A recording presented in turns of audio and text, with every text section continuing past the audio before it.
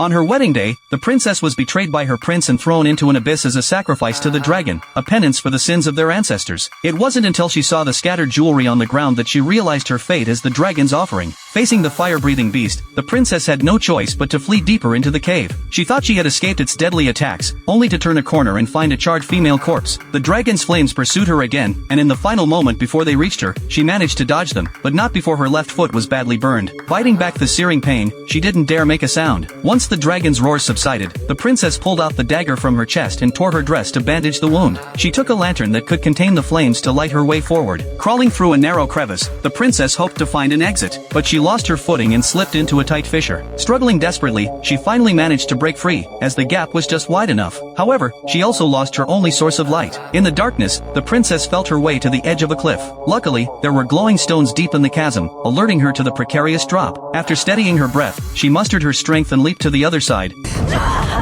only to find the slope too steep. She slid downwards until the ornaments on her belt caught in a crevice. Using her dagger as an anchor in the rock, she eventually pulled herself up to level ground. Approaching the luminous stones, the princess discovered they were actually glowing insects. She tore off a piece of her clothing to collect them as a makeshift lantern. Soon, she found a spring in the corner and moved closer to taste the water, but it was far from clean. Noticing drops of water falling from the icy layer above, the princess closed her eyes and tilted her head back without a second thought, savoring this hard-earned moment of tranquility. However, she failed to notice the accelerating rate at which the icicles were melting, almost as if they sensed the light's presence.